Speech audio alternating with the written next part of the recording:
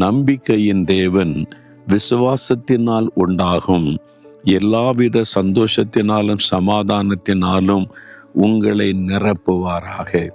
சந்தோஷத்தினாலும் சமாதானத்தினாலும் ஆண்டவர் உங்களை நிரப்புவார். சந்தோஷம் இருக்குதா?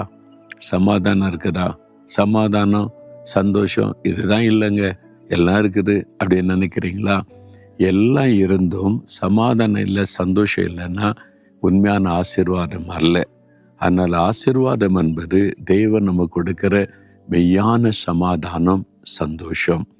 சமாதானம் என்பது உள்ளத்தின் ஆழத்தில் காணப்படுகிற அமைதி, நிம்மதி அப்படின்னு சொல்லுவாங்கள்ல, ஆத்ம அமைதி. இந்த சமாதானம் காசு கொடுத்து வாங்க முடியாது. அங்கே போனேன் இங்கே போனேன் கிடைக்க தேடினா கிடைக்காது. அது இலவசமாய் ஆண்டவர் கொடுக்கிற ஆசீர்வாதம்.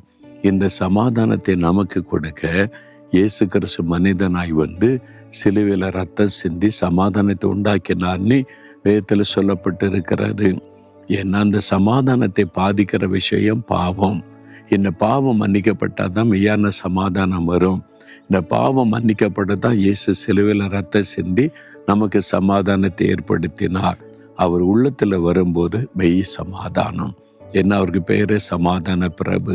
உள்ளத்தில் சமாதானம் வந்துட்டா வெளியில் சந்தோஷம் வெளிப்பட ஆரம்பிக்கும். எப்பவும் மகிழ்ச்சியாக இருப்பாங்க.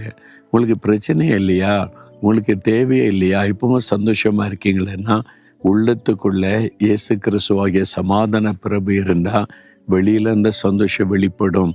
உங்கள் வாழ்க்கையில் இந்த சமாதான சந்தோஷத்தை நிரம்பி வழியும்படி ஆசீர்வதிப்பேன்னு ஆண்டவர் சொல்லுகிறார். இன்றைக்கி சமாதானம் இல்லையா, சந்தோஷம் இல்லையா?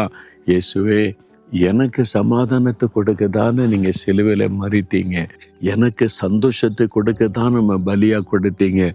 இது எனக்கு வேணும், நிரம்பி இருக்கும்படி நிறைவாக எனக்கு வேணும் அப்படின்னு ஜெபம் பண்ணுங்க.